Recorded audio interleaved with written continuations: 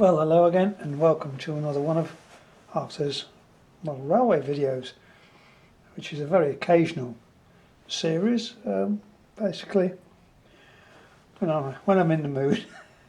So what are we doing this time?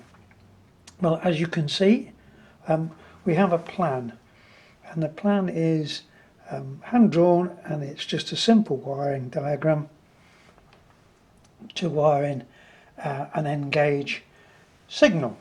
Now, my normal signals that I've had on my big railway for quite some time are these very expensive but beautiful models, and what I particularly like about them is the modelling of the safety cage. And as you can see, the LEDs are quite small and the wiring is extremely fine. There are 3 wires coming out. Now, the ones I've bought, which are cheaper and cruder looking, although they're quite strong, they have slightly heavier wiring on them, and they're black, which makes no difference whatsoever. Still got 3 wires coming out of them. A red wire, a green wire, so no prizes for guessing that this is a red and green signal, and a black wire with a resistor already soldered onto the end. A very nice professional job. So there's a job I don't have to do, and one presumably I won't mess up. So okay, how do we wire these up? And basically it's the black wire that comes in from a 12 volt DC supply, as it says in the paperwork, the negative, so that's fine. So that wire will go directly to the resistor, the black wire. The other feed, the positive side, will go up to a switch, which in this particular instance will switch either a red wire or a green wire to go and feed the red or the green bulb. In other words, here and here. So these 2 wires, red and the green, will come from the switch, and this wire will come directly from the supply. Once you have your red and green signal wired in and planted on the layout, of course, you can use it in conjunction with other signals, and this is what I'm actually going to do on this layout, which I'll show you in a second. I'm going to have a second signal feeding off the first signal. So the resistor wire will go straight in to feed the signal, and the red and green wires will come from the first signal to feed the second signal. But of course they don't have to be red to red and green to green. They could be wired opposite one another, and this would make for an interesting signal combination on, say, 2 different routes, where one is showing red, the other is always showing green, and that's simply by crossing over the wires. Now, if you have bought a signal that is a distant signal, i.e. it has a green aspect and an amber aspect, then what you could do is wire the second signal in place of the green as an amber light, and then whenever the amber is showing on the distant, it would be red on the home. I hope that makes sense. So that's the plan. Why do we do a plan? Well, later on we might want to modify or add something else in and look and see what we've actually done on our layout. Probably, of course, by that time we will have lost a bit of paper. So referring back to the plan again, first thing we need is a 12 volt DC supply. Now we can get that off our controller, but it might be that our controller is already driving other units. One of the best things that you can acquire, everybody usually has got a computer nowadays with hard drives and various bits and pieces hanging off your computer, your PC.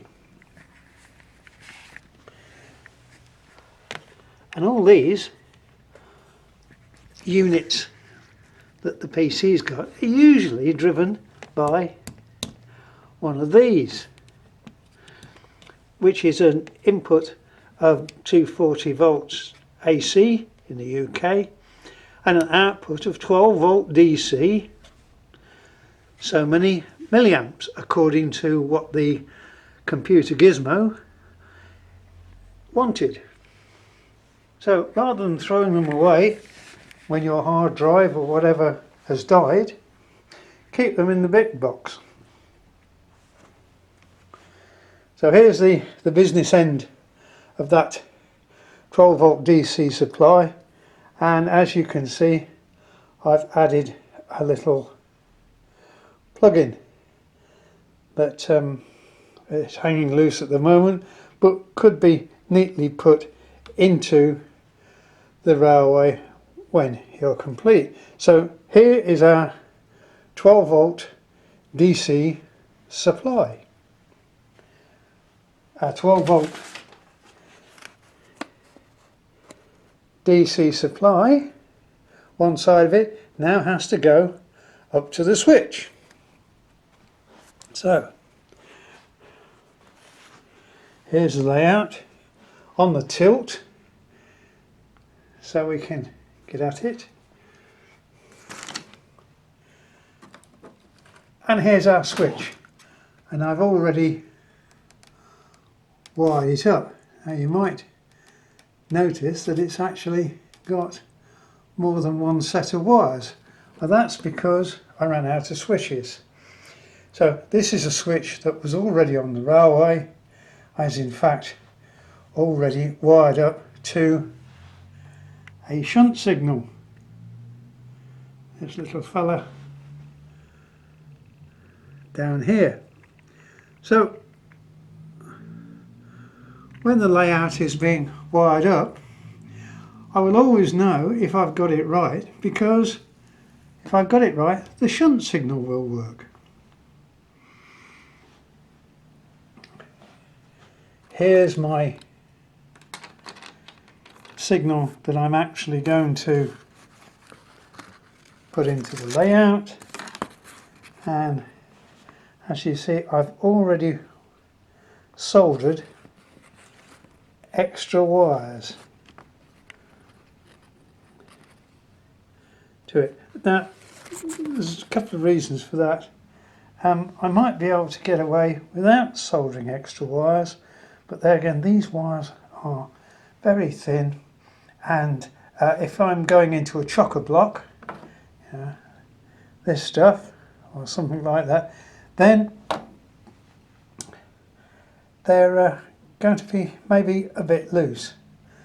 So it's better to have some nice stout pieces of wire that you can wire easily into a chocker block.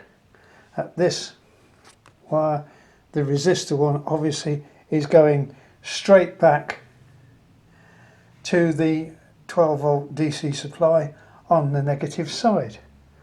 So we have a signal, we have a switch,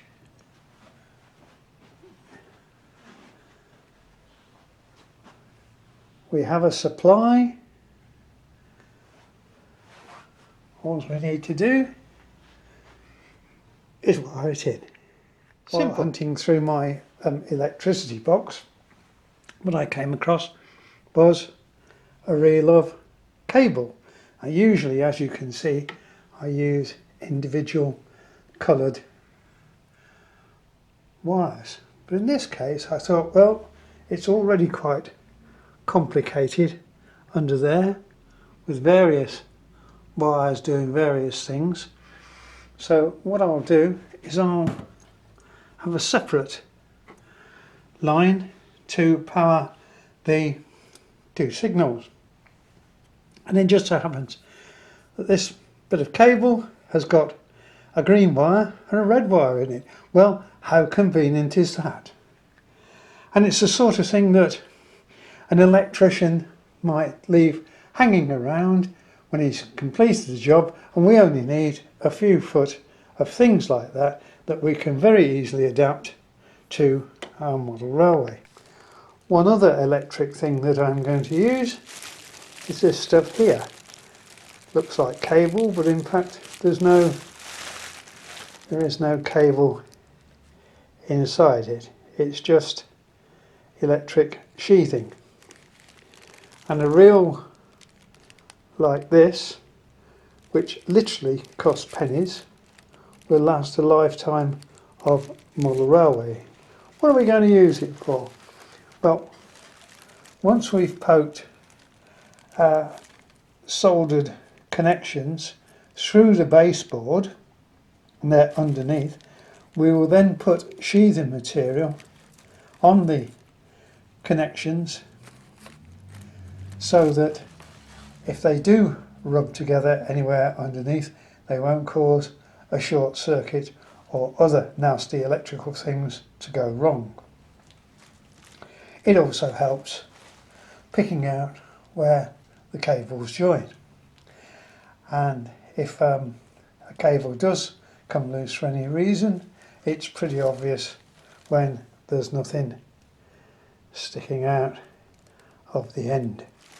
Well, now, apologies for some of the shaky video so far, but we're just doing this with a handheld camera.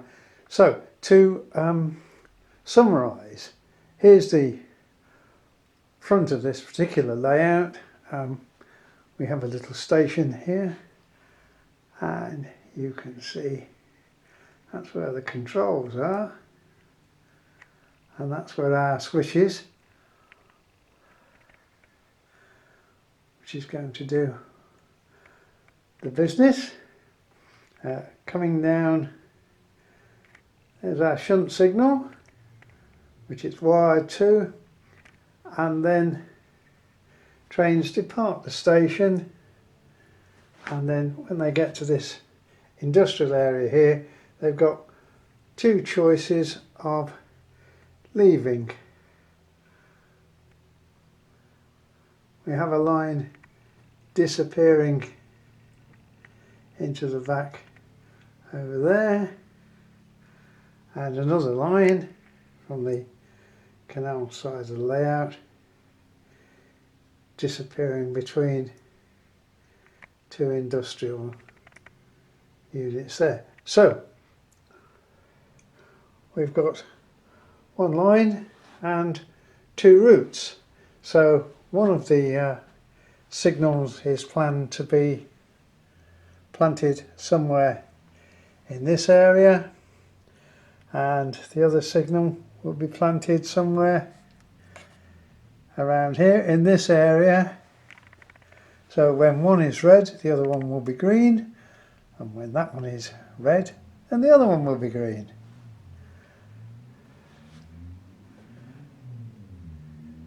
That's the plan. Okay, so here we are again, and this time coming down to the industrial area. Don't know if the light will show it, but we have drilled a hole through to the baseboard to take our signal and its wires. But before we start poking the signal wires through the hole, we better test the circuit the other side to make sure that we've actually got Wrigley amps from the switch all the way back to where it's required. At the other side of the baseboard, which means I've continually got to walk back and forwards through, we have the cable run plus the other wire, which is blue, through to a jockey block. So that is now, should be having attached this wire to the 12 volt DC input, and the green and red wires to the switch, which is hiding over there somewhere. We've done that important thing of turning the mains on, so we should have power through to here now. So, enter stage left, our circuit tester. If you're a modeller and you haven't bought one of these, well, I suggest that you make amends, because they're very handy. So, testing the circuit.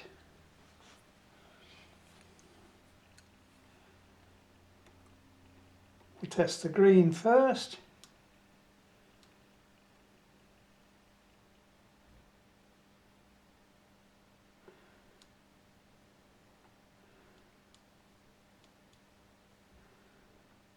Very difficult to do, left-handed, and there's nothing. But if we put it into the red, so that means that the red circuit is live and the green circuit is dead. I will now go, and if we go down to the other side of the layout, we'll see that the red shunt signal is live. So red here equates to red down the other end. And if I now turn the switch, so I've now got a green shunt. So I should be able to get a green light now, this end. And there we have it. And the red is now dead. So that proves that what we do with the switch at that end of the layout happens at our chocker block. We could now actually complete the wiring at the baseboard end with the switch, put it in there, and concentrate our efforts from here onwards.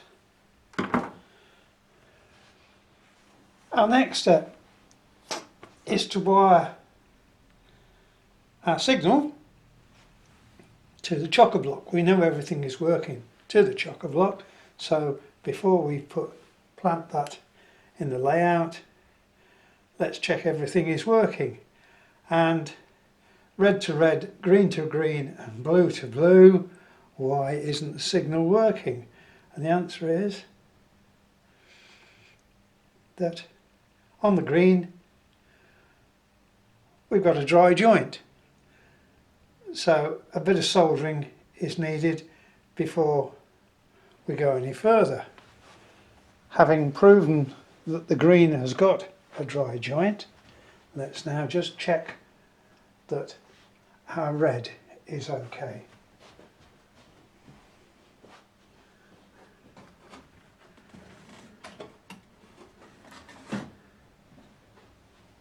So I've changed the switch on the main board to indicate a red light, and as we come back round here we have a red light. Happy with that? So we know that there's a bit of soldering to do on the green wire here, but everything else is good. So we can do that soldering, recheck, and then go for planting our first signal onto the layout, hopefully. Did somebody mention a second signal? So as we're doing a bit of soldering on that dry green joint and checking the red wire while we're at it, we might as well do the soldering for the second signal that's going to go somewhere else on the round. So here's my wires prepared. We have blue, green and yellow. Why have we got yellow and not red? Well, because I've run out of red wire and I can spend a tenner or a fiver getting lots of red wire that I don't actually need, because I only need about 7 or 8 inches, or I can use another colour because it's my layout.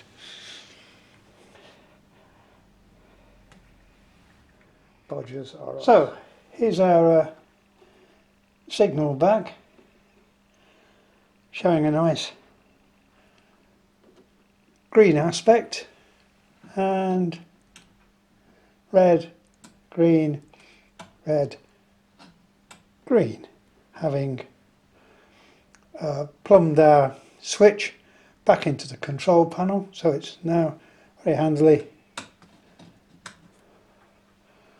within reach. So that's nice. The next thing, which I won't bother filming, is wiring up the second signal and checking it against this position here, so that we know that the wiring and soldering on that is okay, and then it's a matter of planting the two signals into the baseboard and wiring them up to the chocky block here, not forgetting that when one is on green aspect the other needs to be red, so we will swap the two coloured wires over when they come in. I hope that is played. Having done that, we'll have a cup of tea. My apologies before I end this video go to all the professional electricians out there who are probably having hissy fits at this point in time. Well, my view in summary is that lights bring a layout to life, I think. Here's our red and our green fella, and if we come back a bit you can see we have another green and a red fella. Both, of course, working opposite to one another. Still in conjunction with our lonely shunt signal down there. At some stage we will get another switch and wire them up somewhat different, but as it is now,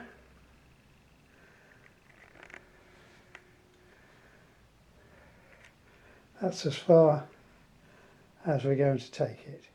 So from our starting out sketch, we now have two green and red lights wired in opposite to each other, culminating in a shunt signal, because we've still only got one switch. At some time, no doubt, we will dip into the coffers and buy another switch. I do think that lights do bring a layout to life, especially in the presence of grandchildren who can look at the lights and operate the switches. Well, I hope you've enjoyed my little dabble into Engage. If you have, please give us a like. You might even subscribe, you know. I don't normally ask for people to do these things, but as I keep getting reminders from Mr. YouTube, I thought I might on this occasion.